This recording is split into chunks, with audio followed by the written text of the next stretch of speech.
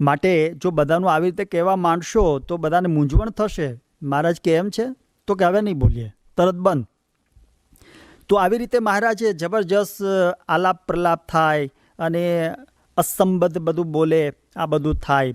અને એમ કરતાં કરતાં બીજા 2-3 દિવસ ગયા અને મુક્તાનંદ સામે વિનંતી કરી કે મહારાજ આજે 13 ઉપવાસ થયા છે, માટે ભક્તોને અર્થે થોડુંક જમો તો સારું. નિર્જળ ઉપવાસ કાંઈ જ નહીં. અને મહારાજે પણ અરજી સ્વીકારી છે. મહારાજ કે પેંડા બરફી જલેબી મંગાવો. એટલે હીરા ઠક્કર બિચારા ભોળા માણસને ખબર નહીં કે આ ટાઈમે આ મહારાજની રુચિ મરજી જોઈને બોલાય. એણે કહ્યું કે મહારાજ આ મધરાતે જલેબી ક્યાંથી મળે, અને જલેબી માટે તો આથો નાખવો પડે. હવે મહારાજે જલેબી માગી ખોટી નથી માગી, કારણ કે દશેરાનો દિવસ હતો, આ રાત છે દશેરાની, અને જલેબી તો હોય જ, કારણ કે દશેરાના દાડે જલેબીનું આપણે જાણીએ છીએ. તો મહારાજ એકદમ તાળું ક્યાં કે ભાઈ ભુજની બજારમાં જોઈએ એટલી જલેબી મળે છે, તમે મને પાછળ માટે ના પાડો છો. મહારાજ કે જલેબી ના મળે તો જવનો પોંક લાવો. ત્યાં વળી ભગુજીથી બોલાઈ ગયું, કારણ કે આમ અનુસંધાન ના રહ્યું. અને મહારાજ આસો મહિનો ચાલે, દિવાળી, ઘઉં તો જ વાવવાની સિઝન છે, તો અત્યારે ક્યાંથી હોય. તો મહારાજ કે આખી દુનિયામાં લાખો મણ ઊભા છે અને મને મુઠ્ઠી માટે ના પાડો છો. એટલે તરત ચૂપ થઈ ગયા. અને એ વખતે હીરા ઠક્કર અને નગો બાબરીઓ બંને જણા ઘોડી લઈને ઉપડ્યા ભાયાવદર, અને ત્યાંના જૂણાભાઈ દરબારને જગાડ્યા અને કહું કે આવી રીતે છે. એ મૂંઝાયા કે ભાઈ હવે અધરાતે કોને આપણે કહેવું. તો કે ચાલો કંદોઈ પાસે જઈએ તો ખરા. અને કંદોઈ પાસે ગયા. ભાગજોગ આ દશેરાના બધું ચાલતું એટલે એની પાસે હાથો રેડી હતો. એણે કહ્યું કે હું હમણાં જ પાડી આપું છું. એટલે રાત્રે એણે એ જલેબી સારી રીતે પાડી આપી. અને બંને જણા ત્યાંથી લઈને આવ્યા. આ બાજુ ભગુજીએ પણ પોંક માટે તજવીજ કરી, એટલે પોંક પણ આવી ગયો અને મહારાજને પોંક અને જલેબી આપ્યા. હવે વિચાર કરો કે 13 દિવસના નિર્જળ ઉપવાસ છે અને સખત તાવ છે, અને ભયંકર તાવની અંદર જલેબી અને પોંક ખાય તો માણસ ઉપડી જ જાય. મહારાજ પોંક અને જલેબી 13 દિવસના ઉપવાસ પછી એ મહારાજ જમ્યા, અને જમીને મહારાજ પોટી ગયા. અને હજી તાવની અસર તો સંપૂર્ણ હતી જ, એટલે આમ બધું અસંબદ્ધ બધું બોલતા હતા. તો એ વખતે મહારાજે નવો ઓર્ડર છોડ્યો. મહારાજ કે ગંગાનું પાણી લાવો, કે 100 બેડાથી નાવું છે. હવે 100 બેડા એટલે શું કહેવાય, આ એકદમ આમ વીકનેસ ને આવી પરિસ્થિતિ. તો મહારાજ કે ના અમારે નાવું છે. તો વળી આ બધા મહિલા હરિભક્તો પણ અખંડ સેવામાં હતા. તે બધા 20 બેડા પાણી લઈ આવ્યા. પાછળ વાડામાં ખાટલો મૂકીને ભગુજીએ બધી વ્યવસ્થા કરી દીધી. 10 બેડાથી નવરાયા. મહારાજ પૂછતા જાય કે રેલો વેણુ નદીમાં પહોંચ્યો. એટલે ભગુજી સમજી ગયા અને કહ્યું કે ભાઈ નીચે પેલું તાંસડું મૂકો અને ભરીને નદીમાં નાખી આવો. અને મહારાજને કહ્યું કે મહારાજ વેણુ નદીમાં રેલો પહોંચી ગયો. મહારાજ કે તો હવે અમે સાજા થઈ ગયા. જાણે સ્વિચ પાડીએ અને લાઇટ ચાલુ થાય, સ્વિચ પાડીએ અને બંધ થાય, એ મહારાજે આ 13 દિવસ પછી મંદવાડને ત્યાં સ્ટોપ કર્યો. મહારાજ થોડું જમ્યા, નાયા અને મહારાજ પોટી ગયા. અને રાત્રે જાગ્યા અને મહારાજે કહ્યું કે હવે અમે સાજા થઈ ગયા. અને રાબ મહારાજે પીધી. એ દિવસ હતો ભીમ એકાદશીનો, કારણ કે આજે જેઠ સુદ દશમ, આવતીકાલે જેઠ સુદ એકાદશી, એટલે કે ભીમ એકાદશીના દિવસે મહારાજ સંપૂર્ણપણે સ્વસ્થ થયા. અને રાત્રે ઉઠીને મહારાજ કે ચાલો હવે અમારે ગઢડા જવું છે. બધાને મૂંઝવણ થઈ કે આ પરિસ્થિતિમાં ગઢડા કેવી રીતે લઈ જવા. તો કે ના, કે અત્યારે જ જવું છે, એટલે ગાડું તૈયાર કરો. તો ગાડામાં વળી ગાદલો ને આ બધું પાથી દીધું, વ્યવસ્થિત તૈયાર કરી દીધું. મહારાજને પોઢાડ્યા. મહારાજ કે આ ગાડું ટૂંકું પડે છે, પગ બહાર નીકળે, લાંબુ કરો. હવે ગાડું કંઈ લાંબુ થાય, પણ હવે મહારાજની અનુમતિ સમજીને 2 હરિભક્તોએ ગાડાને ખેંચ્યું. તો કે હા હવે બરાબર છે. વળી ગાડાને થોડું આગળ ચાલ્યું અને ગાડાના પેલા કડા એ ખખડ્યા. મહારાજ કે ઊભું રાખો. એ કે આમાં કંઈક દગો લાગે છે, એમ કહીને ઉતરવા માંડ્યા. તો વળી પાછા પકડી રાખ્યા. મહારાજ કે શું જોઈ રહ્યા છો, કે ડોળી મંગાવો. તો વળી ડોળી મંગાવી. તો ડોળીમાં મહારાજે બેસાડે આગળ ચાલ્યા. અને વળી થોડું ચાલ્યા હશે, મહારાજે એવો વજન મૂકી દીધો ને તો ઉપાડનારા બિચારા થાકી ગયા. તે મહારાજને નીચે ઉતાર્યા. તો મહારાજ પૂછે કે કેમ નીચે ઉતાર્યા, ડોળી કેમ નીચે ઉતારી. તો મહારાજ કે જરા થાક લાગ્યો છે, વજન હોય થાક લાગ્યો છે ને તો થાક ખાવા માટે. મહારાજ કે 13 દાડા જ કંઈ ખાધું નથી તો વજન શું હોય? તે વળી ઉપાડીને મહારાજને ચાલવા માંડ્યા અને એમ કરતાં કરતાં ઉપલેટા આવ્યા. ઉપલેટામાં ત્યાં આંબલીઓની ઘટા છે, ત્યાં મહારાજ રોકાયા. મહારાજ કે ગઢડાથી ગાડું મંગાવો. હવે ગઢડાથી ગાડું એ 60 ગાવ એટલે 180 કિલોમીટર થાય, અને રાતોરાત ગાડું કેવી રીતે આવે? પણ ભગુજીએ વેરાભાઈને મોકલ્યા, એક ઘોડી લઈને તાત્કાલિક જાઓ અને દાદા ખાચરના બળદ એક દિવસમાં 40 ગાવ ચાલે એવા સારા છે, એટલે સિગ્રામ લઈને તમે આવો. અને બીજે દાડે સિગ્રામ લઈને આવ્યા. મહારાજ એ રીતે આવી દિવ્ય લીલાઓ, મનુષ્ય લીલા અને દિવ્ય લીલા, કારણ કે મહારાજના દરેક ચરિત્રની અંદર આપણને આ બધું દર્શન થાય છે. અને એ જ આપણને દેખાડે છે કે આ આપણાથી જુદા છે, કેવળ મનુષ્ય જ નથી, કારણ કે એનું દિવ્ય ચરિત્ર પણ છે, મનુષ્ય ચરિત્ર પણ છે. એમાં અનંતને મોહ પણ પમાડતા હોય ભગવાન, અને અનંતને એ મહારાજ દિવ્ય લીલાને સ્મૃતિઓ પણ આપતા હોય. તો મહારાજ આ રીતે મહારાજે આ બીજો મંદવાડ પણ, આ ભયંકર મંદવાડ મહારાજે ગ્રહણ કરેલો, અને કાળના કોપને મહારાજે આ રીતે પોતે સ્વયં ધારણ કરી અને આ ઉતારેલો. ત્યાર પછીનો ત્રીજો મંદવાડ મહારાજ પંચાળાની અંદર હતા, સંવત 1877ની અંદર, અને પોષ મહિનો ચાલતો હતો.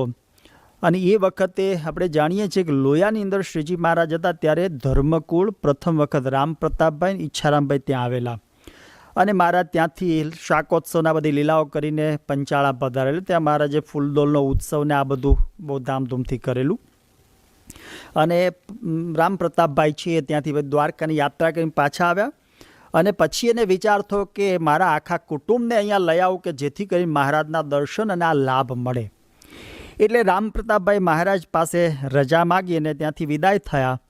અને બસ ત્યાર પછીના દિવસથી શ્રીજી મહારાજ એકદમ ઉદાસ જણાવા લાગ્યા. આમ પણ જુઓ તો જ્યારથી રામ પ્રતાપભાઈના બંને આવ્યા ત્યારથી મહારાજ કેવળ સભા માટે જ બહાર નીકળતા હતા. પંચાળના ઝીણાભાઈનો દરબાર, એની પાછળવાડાની અંદર જ મોટો શમિયાણો મહારાજ માટે મોટો તંબુ નાખેલો, અને મહારાજ ત્યાં જ રહેતા હતા. એટલે જેવા એ ગયા ને મહારાજે સંપૂર્ણપણે આ લીલાનો આરંભ કર્યો. મુક્તાનંદ સ્વામીને આ બધા મોટેરા સંતો ચર્ચા કરતા હતા કે મહારાજ અત્યંત તાત્કાલિક બીમારી ગ્રહણ કરી છે, ઉદાસ થયા છે, અને જો પાછો આવો બીમારી ગ્રહણ કરશે તો આ બધું થશે. એટલે વિચાર કરતા હતા. અને એ રીતે ત્યાં મહારાજના આ જ્યાં પોઢેલા હતા ત્યાં એ મહારાજ આ બધા મોટેરા સંતો આવ્યા. મહારાજ એકદમ પોઢેલા. મુક્તાનંદ સ્વામીએ જરા સ્પર્શ કર્યો હાથથી તો ધાણી ફૂટે એવો તાવ, મહારાજની નાડી તપાસી, અને આ બધું જોઈને મુક્તાનંદ સ્વામીની આંખમાં આંસુ આવી ગયા, અને આંસુ એક ટીપું એ મહારાજના ગાલ ઉપર પડ્યું. હવે આ ગરમ ગરમ આંસુ મહારાજના ગાલ ઉપર પડ્યું એટલે મહારાજ એકદમ જાગી ગયા, ચમક્યા. જોયું તો સ્વામી, એને કહ્યું કે સ્વામી કેમ રડો છો? તો એ વખતે કહ્યું કે આપ ઉદાસીનતા ધારણ કરી છે, અને આ બધું જોઈને કોણ ઉદાસ ના થાય? આપનો કાળ જ્વર એ અમારા કાળજાને ભાંગી નાખે છે, માટે આપ પુનઃ સાજા થાવ. અને રડતા રડતા મુક્તાનંદ સ્વામી કહ્યું કે આ પુરુષોત્તમ નારાયણ આ બ્રહ્માંડમાં, આ લોકમાં પધાર્યા, અને અધર્મનો નાશ કરી એકાંતિક ધર્મનું સ્થાપન કર્યું, અને જગતે ક્યારેય ન જોયા હોય એવા સ્ત્રી ધનના 500 ત્યાગી પરમહંસ બનાવી એક શુદ્ધ આદર્શ સ્થાપી દીધો. અને હવે જો આ પરિસ્થિતિએ પહોંચ્યા પછી આપ ઉદાસ થશો ને આપ ચાલ્યા જશો તો જગત ભૂલી જશે અને કલ્યાણનો માર્ગ બંધ થઈ જશે. એટલે મહારાજે કહ્યું કે તો અમારે શું કરવું? તો મુક્તાનંદ સ્વામી કહ્યું કે ભાઈ આ લોકમાં કોઈ સંન્યાસી કે કોઈ મહાત્મા સામાન્ય આવે એ પણ પોતાની સ્મૃતિમાં પાછળ મઠ કે ઝૂંપડું કે કંઈક બાંધીને જાય છે, અને આપ પૂર્ણ પુરુષોત્તમ નારાયણ પ્રગટ્યા, અને જો આપના શુદ્ધ સ્વરૂપની ઉપાસનાની એવી કોઈ સ્મૃતિ એ રાખ્યા વિના જો તમે અહીંથી જશો તો સમગ્ર સત્સંગને બહુ જ મોટી ખોટ પડશે, અને વિશ્વને તો ભવિષ્યમાં ખોટ પડશે. તો આ સાંભળીને મહારાજે કહ્યું કે સ્વામી તમે કહ્યું એ સાચું, તમે બધા મોટેરા સંતો ભેગા મળો અને આના ઉપર શું કરી શકાય એનો વિચાર કરો. અને એ વખતે મોટેરા સંતોએ પણ ત્યાં મળીને વિચાર કર્યો, અને 4 દિવસ વિચાર કર્યા પછી મહારાજ પાસે 5મે દિવસે આ બધા સદગુરુ સંતો આવ્યા. મહારાજ જોઈને પ્રસન્ન થઈ ગયો. શું નિર્ણય કર્યો છે? સંપ્રદાયનું બંધારણ સારું થાય એવું કંઈ વિચાર્યું છે? તો એ વખતે મુક્તાનંદ સ્વામીએ બહુ સરસ વાત કરી કે મહારાજ, અમે જે નિર્ણય કર્યો છે એ આપને જણાવીએ છીએ. નિર્ણય એટલે કે અમે જે વિચાર્યું છે એમાં 3 વસ્તુનો વિચાર અમે કર્યો છે કે એક તો સંપ્રદાયનું મૂળ આ પૃથ્વીનું પીઠ રહે ત્યાં સુધી જળવાય એ માટે મોટા મોટા શિખરબદ્ધ મંદિરો કરવા. મોટા મોટા શિખરબદ્ધ મંદિરોની શરૂઆત આ પંચાળામાં આ પ્રથમ સંકલ્પથી એના બીજ રોપાયા. બીજો સંકલ્પ એ કર્યો કે એના વહીવટ માટે આચાર્યોની નિયુક્તિ કરવી. ત્રીજો સંકલ્પ વિચાર એ કર્યો છે કે સંપ્રદાયની પુષ્ટિ માટે સત્શાસ્ત્રોનું એ રચના કરવી, એ બનાવવા. અન્ય ગ્રંથોમાં એક એ પણ મળે છે કે સંતોને વિદ્યા ભણાવવી. બીજા ગ્રંથોમાં એક પણ સંકલ્પ મળે છે, પણ મૂળ આ 3 સંકલ્પો મુક્તાનંદ સ્વામીએ મહારાજને જણાવ્યા. મહારાજ પણ એનાથી રાજી થયા અને મહારાજે પણ એ આજ્ઞાને મહારાજે કહેલું કે ભાઈ તમે જે કહેશો એ અમે જાણશું. પછી મહારાજે એક મુદ્દાની વાત કરી કે તમે સંકલ્પ કર્યા સંપ્રદાયની પ્રથા એનાથી જરૂર બંધાશે, પરંતુ એટલું તમે નિશ્ચિત જાણજો કે અમને અમારા કોઈ સગા સંબંધીમાં હેત નથી કે અમે એમાં કંઈ માનતા નથી. અને પછી મુક્તાનંદ સાહેબ કહ્યું, મહારાજ અમારીને સમગ્ર સત્સંગની ઈચ્છા છે કે હવે આપ ઉદાસીનતા ટાળો, આ માંદગીનો ત્યાગ કરો. અને મહારાજે કહ્યું કે ભલે, તમારી ઈચ્છા પ્રમાણે અમે વર્તીશું, રામનવમી અહીંયા કરીશું અને ત્યાર પછી ગઢડા જશું, માટે આજથી જ મંદવાડનો ત્યાગ. એટલે મહારાજે એ જ દિવસે તરત જ મંદવાડને એ સંકેલી લીધેલો. એટલે આવી દિવ્ય લીલાઓ પણ મહારાજ આ મંદવાડની અંદર કરતા અને એની સ્મૃતિ આપણને થાય. ત્યાર પછીનો મંદવાડ મહારાજે ગઢડાની અંદર ધારણ કરેલો સંવત 1876ની અંદર.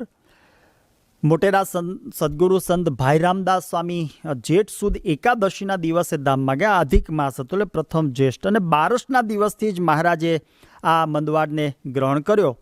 અને ગ્રહણ કરવામાં મહારાજ તો તાવ સીધો જ, મહારાજને કાળ જ્વર સીધો અને જબરજસ્ત તાવ. અને મુક્તાનંદ સ્વામી ત્યાં આવ્યા અને જોયું તો ખરેખર આમ કપાળ ઉપર આમ ધગેલી લોઢી જેવો એ તાવ હતો. એટલે એ બધાને એકદમ ધીરજ ખૂટવા માંડીને મહારાજ કહેવા માંડ્યા કે દેહ રહે એવું લાગતું નથી અને અમારે પણ આ દેહ રાખવો નથી, એવું મહારાજ આવું બધું બોલવા માંડ્યા. અને એ વખતે મુક્તાનંદ સ્વામી, આ બધા સંતો, અને અચાનક જ ઝાડાને ઉલટી શરૂ થઈ ગયા. પેટમાં અન્ન ટકે નહીં, પાણી પણ ટકે નહીં. અને મુક્તાનંદ સ્વામી વૈદક જાણે તે દવા પહેલાં પાણીમાં નાખીને આપે તો મહારાજ દવા એ ગોળી ફેંકી દે. અને આવી રીતે જબરજસ્ત ઉદાસીનતા મહારાજે ધારણ કરી અને વિવિધ પ્રકારે આ રીતે માનુષી ચરિત્રો મહારાજ કરવા માંડ્યા. અને પછી તો મહારાજ કે અહીંયા તાપ બહુ લાગે છે તો બહાર તમે વ્યવસ્થા કરો. તો પછી દાદા ખાચરના દરબારની પાછળ લીમડાઓની ઘટા હતી, ત્યાં પછી મહારાજને લઈ ગયા અને ત્યાં રેતીના મોટા મોટા ઢગલા કર્યા. અને એ ઢગલાઓની અંદર પાણી છાંટે, ચારે બાજુ રેતીના ઢગલા પાણી છાંટે, જેથી કરીને પવન આવે તો ગરમ ના આવે, ઠંડક આવે. ને જાડા કપડાઓ ચારે બાજુ વીંટીને મહારાજ માટે આખી વ્યવસ્થા કરેલી. અને આ બધું થાય અને વિરણના વીંજણા ભીના કરીને પવન નાખે અને આ બધું જ થાય. ને એક વખત મુક્તાનંદ સાંઈ કહ્યું કે ભાઈ આ શરીરે કપડાં ભીના વીંટાળી રાખો છો તો મહારાજને શરદી થઈ જશે. તો મહારાજ કે અમે તાવને ગાંઠી એવા ક્યાં છીએ? તો બ્રહ્માંડ સાહેબ હિંમત આવી ગઈ. બ્રહ્માંડ સાહેબ કે મહારાજ તો પછી આ ટૂંટિયાને ધારણ કેમ કર્યું છે, આને પેસવા કેમ દીધું? મહારાજ કે તો અમારે એના પરાક્રમ જોવાતા કે જેને ટૂંટિયું પેસે ને એને નાડીઓ તૂટવા માંડે, લોહીનું પાણી થઈ જાય. ત્યાં વળી પાછા એકદમ ઝાડાને ઉલટી થઈ ગયા. મહારાજ એની અંદર પણ માનુષી લીલાઓ કરે, આળોટે હાથ પછાડે અને આ પ્રકારની લીલાઓ કરે. અને નિત્યાનંદ સ્વામીને કહે કે હવે દેહ રહેશે નહીં ને રાખવાનો પણ કોઈ પ્રયત્ન કરવો નથી. આવી બધું મહારાજ લીલાઓ કરે અને આ બધું ચાલે. તો એમ કરતાં કરતાં મહારાજને કહ્યું કે મહારાજ, નિત્યાનંદ સ્વામી કહ્યું મહારાજને આરામ કરવા દો. મહારાજ કે આરામ તો અમે સાલેમવાળના ડુંગરમાં જઈને કરશું, ગાડી લાવો. અને વળી પાછું એ ચરિત્ર આદર્યું.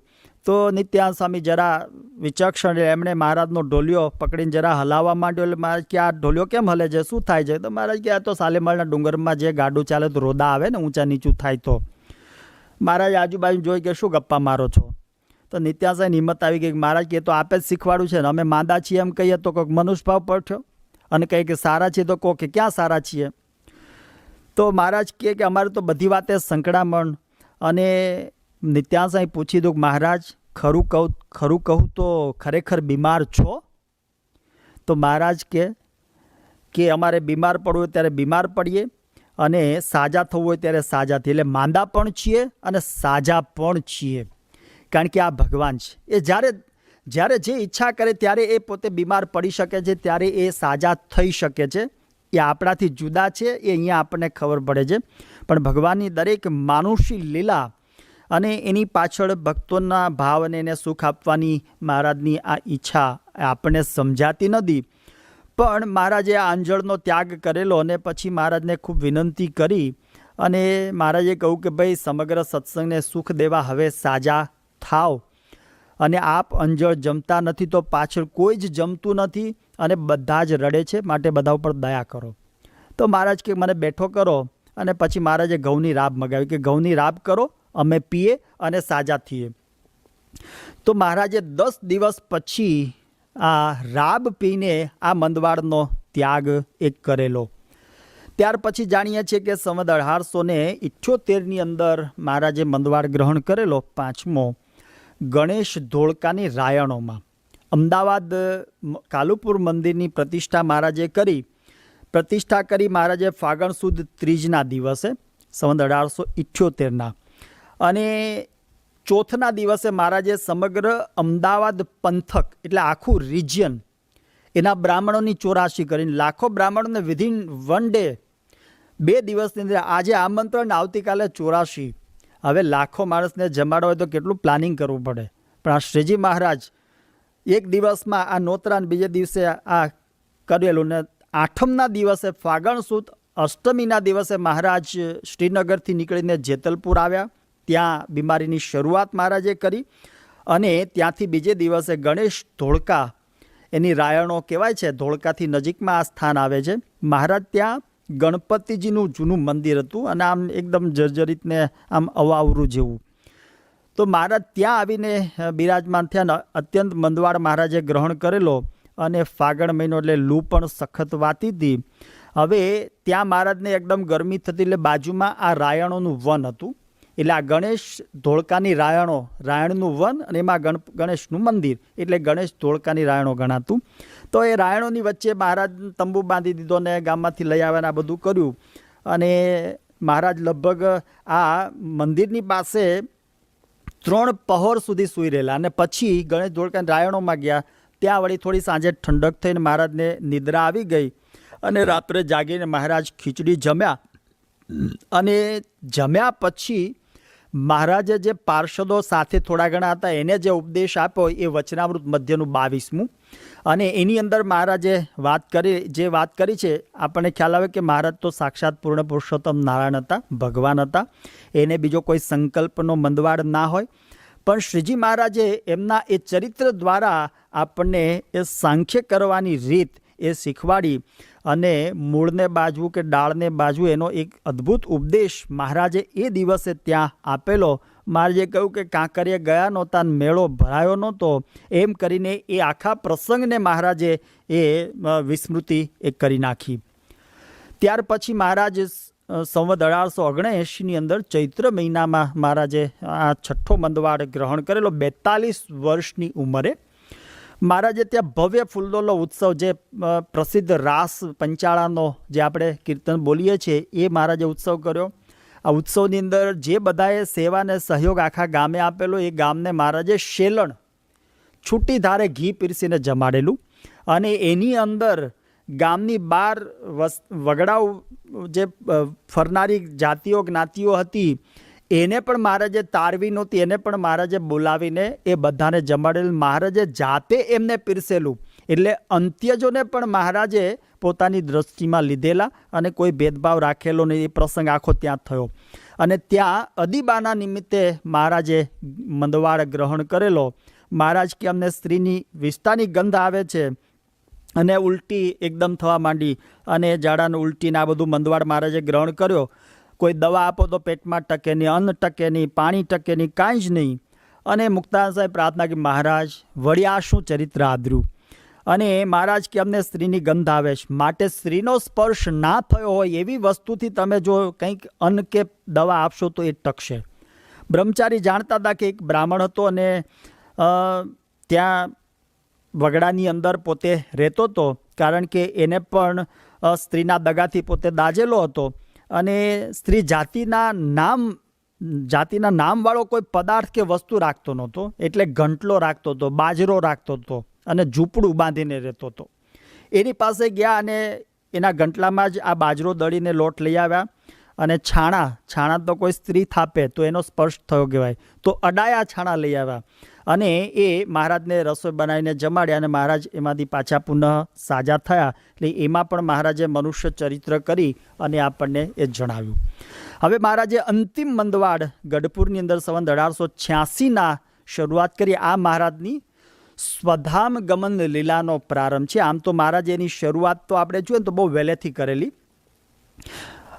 કાર્તિક મહિનાથી મહારાજે શરૂઆત કરેલી. મહારાજ ધીમે ધીમે ગાડી ડાયવર્ટ કરવા માંડ્યા. એમાં સંવત 1886 પ્રથમ સંકેત મહારાજે આપ્યો, પ્રબોધિનીનો ઉત્સવ કરી. મહારાજ વરતાલની અંદર પ્રબોધિની ઉત્સવ અન્નકૂટ ગઢડામાં કર્યો, અને ત્યાર પછી કાર્તક શુક્લ એકાદશીના દિવસે મહારાજ વરતાલ આવ્યા, અને 8 દિવસ જ રોકાવાના હતા, તરત પાછું આવી જવું હતું. રોજ વિવિધ પ્રકારની રસોઈઓ ચાલે. મહારાજ બપોરે સંતોને પીરસવા પધાર્યા, અને પંક્તિમાં પીરસતા મહારાજને અત્યંત પરસેવો વળી એકદમ થાકી ગયા, અને બ્રહ્માનંદ સ્વામીની સામે આવીને જ બેસી ગયા. એટલે બ્રહ્માનંદ સ્વામી તો એકદમ ખમ્મા મારા બાપ એમ કરતા ઊભા થઈ ગયા, મહારાજને ઊભા કર્યા, અને મહારાજને થોડું આમ રાહત મારી ગયું, બીજું કાંઈ છે નહીં, આ તો જરા થાક લાગ્યો એટલે આવું છે. પણ એ વખતે ફરીને પાછા બ્રહ્માનંદ સ્વામીનો હાથ પકડી મહારાજ લાડુ પીરસવા માંડ્યા, અને પીરસતા મહારાજ કહેતા હતા કે સંતો લ્યો, આ છેલ્લી વાર અમે પીરસીએ છીએ, જમાય એટલું જમો. હવે બ્રહ્માનંદ સ્વામી નિત્યાનંદ સ્વામી તો મહાવિચક્ષણ, એને તરત જ ખબર પડી ગઈ કે આ મહારાજ જુદું કહે છે, અને પછી મહારાજને ત્યાં લાવ્યા, અને મહારાજ કે હવે તમે જમી લો. મહારાજ હવે ગળામાં કેમ ઉતરે, આપ બોલ્યા. મહારાજ કે એ તો અમને આ થાક લાગ્યો તો એટલે આવું, બાકી એવું કંઈ છે નહીં, આ તો પીરસશું નહીં, પણ અમે હશું તો ખરા ને. પણ એ વખતથી મહારાજે આ શરૂઆત કરીને પછી ત્યાંથી ગઢડા આવ્યા, અને ગઢડાની અંદર આવીને મહારાજે સંપૂર્ણ મંદવાડ એ ગ્રહણ કરી લીધો. શરીરમાં કસર જેવું જણાતું હતું, અને આ અંતિમ મંદવાડની શરૂઆત મહારાજે પોષ શુક્લ એ દ્વિતીયાથી કરી, અને મહારાજ જેઠ સુદ દશમ એ ધામમાં ગયા. એટલે લગભગ 5 મહિના અને 8 દિવસનો આ મંદવાડ, આટલો લાંબો ગાળો મહારાજે ચાલ્યો. એની વચ્ચે તમે જો મહારાજ વચ્ચે સાવ અન્ન પાણી બંધ કરી દે, દૂધ પીવે ના પીવે, આ બધું થાય, તો આ બધી લીલાઓ મહારાજ ચાલુ કરેલી. એક દિવસ મહારાજે નિત્યાનંદ સ્વામીને મુક્તાનંદ સ્વામીને બોલાવ્યા. મહારાજ કે બોલાવો, અને એ બંને આવ્યા, અને મહારાજે બધી મોટેરા હરિભક્તો, દાદા ખાચરાદી, જીવબા લાડુબા મોટેરા હરિભક્તો, આ બધાને બોલાવ્યા, અને મહારાજે કહ્યું કે અમે જે ભાગવત ધર્મના સ્થાપન માટે આવ્યા તે કાર્ય હવે પૂર્ણ થયું છે, અને હવે અક્ષરધામના અક્ષર મુક્તો અમને હવે સ્તુતિ કરે છે કે હવે ધામમાં પધારો, માટે સૌ અમને રાજી થઈને રજા આપો. એટલે હા, હવે બોલ્ડલી સીધું જ પોઈન્ટ આઉટ કરીને કહ્યું કે હવે અમારે ધામમાં જવું છે, અને બધા જ શબ્દવત, પિન ડ્રોપ સાયલન્સ, કોઈ કાંઈ બોલી શકે નહીં. મહારાજ આ બધું જોઈ રહ્યા, પણ ગોપાળાનંદ સ્વામીએ કહ્યું કે મહારાજ આ બધા જીવન પ્રાણ છે તમારા માટે, અને જો આવો સંકલ્પ કરશો તો કોઈના પ્રાણ દેહમાં ટકશે નહીં, અને તમારે આ દુઃખદ સ્થિતિનો ખ્યાલ રાખવો જોઈએ. મહારાજ કાંઈ જ બોલ્યા નહીં, અને મહારાજ પોઢી ગયા. અને ત્યાર પછી થોડા દિવસ પછી આપણે જાણીએ છીએ કે પોષ મહિનો અને મહા મહિનાની અંદર મહારાજ રાજકોટ સર જ્હોન માલ્કમને મળવા માટે, એનો ભાવ હશે, ભક્તિ હશે, તો મહારાજ મંદવાડને ખીટીએ ટીંગાડીને એ થોડા દિવસ જી આવ્યા. જેવા ગયા અને પાછા આવ્યા, પાછા એમના આપણે જાણીએ મોટા પુરુષો. અને આ મહારાજ પ્રમુખ સાંઈ મહારાજ 2014 અમેરિકા રોબિન્સવિલ અક્ષરધામ માટે આવવું હતું, તો આપણે જાણીએ છીએ કે છેલ્લા 2-3 વર્ષથી મહારાજ સારંગપુરમાં જ હતા, બીમાર જ હતા, પણ અક્ષરધામ માટે આવવું હતું તો સંપૂર્ણ રોગને ત્યાગ. હવે 94 વર્ષની ઉંમરે આવવું, આટલું મોટું ટ્રાવેલિંગ કરવું, રિસ્ક લેવું, પણ કાંઈ જ નહીં, એક પણ પ્રકારનો પ્રશ્ન નહીં. ગયા પછી પાછું બાપા મંદવાડ ગ્રહણ ચાલુ કરી દીધેલો. એમ અહીંયા પણ મહારાજે દર્શન આપીને પાછો મંદવાડ ગ્રહણ કરી લીધો. અને એ અરસાની અંદર મહારાજ વરતાલની અંદર રણછોડ રાયની મૂર્તિની પ્રતિષ્ઠા કરવાની એના માટે પણ ન ગયા, અને ભક્તવત્સલ કેવા કે આવો અંતિમ મંદવાડ ગ્રહણ કર્યો છે. અને રોજકાના કાકાભાઈનું આમંત્રણ આવ્યું કે મહારાજ અંત અવસ્થાએ દર્શન દેવા પધારો. અને મહારાજ એની વિનંતીને માન્ય રાખી વળી પાછા મંદવાડનો ત્યાગ કરીને ગયા અને પાછા આવ્યા. અને એ વખતે પાછા મહારાજ ત્યાં આવી ગયા, મંદવાડ ગ્રહણ કરો. અને બ્રહ્માનંદ સ્વામીને કહ્યું તમે હવે જુનાગઢ જાઓ, જુનાગઢના જોગી ગુણાતાન સ્વામીને મોકલો, નિર્ગુણાનંદને ભાદરાવાળા. એટલે એ બધાને બોલાવ્યા અને મહારાજ સ્વામી મહારાજના કહેવા પ્રમાણે તાત્કાલિક દોડતા દોડતા ત્યાંથી આવી ગયા. અને મહારાજે અંતિમ લીલા હવે સંકેલવાની સંપૂર્ણ તૈયારી કરી લીધેલી. અક્ષરઓડીમાં કોઈને પ્રવેશ નહીં કરવાનો, બંદી ચોકી મૂકી દીધેલી. પણ કહેલું કે સ્વામી આવે એટલે સીધા તમારે લઈ આવવાના. એટલે સ્વામી સીધા ગુણાતાન સ્વામી પધાર્યા અને સીધા જ અક્ષર ઓરડીની અંદર એ લઈ ગયા. અને અક્ષર ઓરડીની અંદર પધાર્યા. અને એ વખતે મહારાજે વચ્ચે પણ આ રીતે ધામમાં જવાના જેવી 2-3 વાતો મહારાજે એ વખતે કરી દીધેલી. પણ ગુણાતાન સ્વામી આવ્યા અને અંદર ગયા અને મહારાજની આ પરિસ્થિતિ જોઈને કાંઈ બોલી શક્યા નહીં. એને મહારાજે એ વખતે બ્રહ્મચારી સિવાય બધાને બહાર મોકલી દીધા, કોઈને નહીં, સ્વામી એકલા જ. અને સ્વામીને બહાર મોકલ્યા અને પછી કહું કે અમે તમને નહોતું કહ્યું કે ભાઈ અમે જ્યારે અંત અવસ્થા અમે અહીંથી જશું ત્યારે તમને બોલાવી લઈશું. એટલે આ હવે પ્રસંગ આવ્યો છે ને તમને હવે બોલાવી લીધા. મહારાજ એકદમ માથે સ્વામીને માથે હાથ ફેરવતા હતા. અને આધ્યાત્મિક એકતા તો હતી જ, પણ વિરહનું દુઃખ સ્વામીના મનમાં હતું. અને આ જોઈને જ એ વખતે શ્રીજી મહારાજ એકદમ બોલી ઉઠ્યા કે મીઠાવાલા કેમ વિસરું મારું તમથી બાંધેલ તન હો, કે હું તો તમારાથી બંધાયેલો છું. અને એકતાની વાત કરી, કારણ કે મહારાજ હવે જેના દ્વારા પ્રગટ રહેવાના હતા એની વાત. મહારાજે દિવસે થાળ મંગાવ્યો. મહારાજ પોતે જમ્યા, ઘણા દિવસથી જમ્યા નહોતા, અને જાતે સ્વામીને થાળ આપીને જમાડ્યા. અને એ વખતે મહારાજે સ્વામીને કહ્યું તમે બેસો, મોટેરા સંતોને બોલાવો. એટલે બધા મોટેરા સંતો ત્યાં આવી ગયા, હરિભક્તો આવી ગયા, અને બાઈ ભક્તો પણ મોટેરા ત્યાં આવી ગયા. અને મહારાજે એ વખતે છેલ્લી શીખ મહારાજને ધામમાં આવે જવાની ઘડીઓ ગણાવવા માંડી છે. અને એ વખતે શ્રીજી મહારાજે છેલ્લી શીખ આપવાની શરૂઆત કરી. એ વખતે કોઈનો રડવાનો અવાજ સંભળાયો. મહારાજે કહ્યું કે આ રડવાનો સમય નથી. અમે જે જ્ઞાનના શબ્દો કયા છે એ સંભાળીને સૌએ ધીરજ રાખવાની છે. અને પછી મુદ્દાની વાત કરતાં મહારાજે કહ્યું કે અમે કદી અંતર્ધ્યાન થતા નથી. અહીંથી અંતર્ધ્યાન થઈ અને બીજે ઠેકાણે અન્ય સ્વરૂપે અમે પ્રગટ થઈએ છીએ. એ વાત મહારાજે એ વખતે ત્યાં કરીને મહારાજે કહ્યું કે આજે જેઠ સુદ 9નો દિવસ છે અને આવતીકાલે અમે હવે ધામમાં જઈશું. પછી ગોપાળાન સ્વામીની આજ્ઞામાં રહેવાની વાત કરી. મહારાજે કહ્યું કે અમારો મહિમા સમજવો હોય તો અમારો મહિમા સમજવો હોય, 100 જન્મની કસર ટાળવી હોય અને બ્રહ્મરૂપ થવું હોય તો તમે જુનાગઢ ગુણાતાન સ્વામીનો સમાગમ કરજો. અને એ વાત કરી અને મહારાજે પોતાની અંતિમ ઘડીઓ મહારાજે 20મી વિદાય એ લેવાની પળ આવી ગઈ. એ દિવસ આવી ગયો.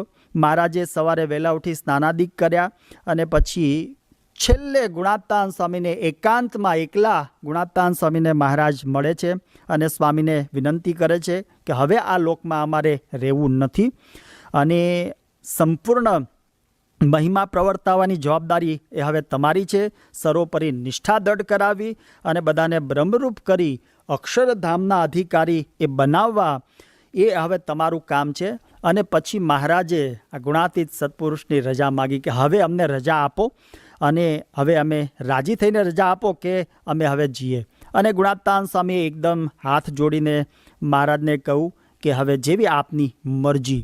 અને પછી મહારાજે મોટેરા સંરાજ ક્યારેય પણ આ પૃથ્વી પરથી જતા નથી, હંમેશા અખંડ પ્રગટ રહેવાનું વરદાન આપીને ગયા છે.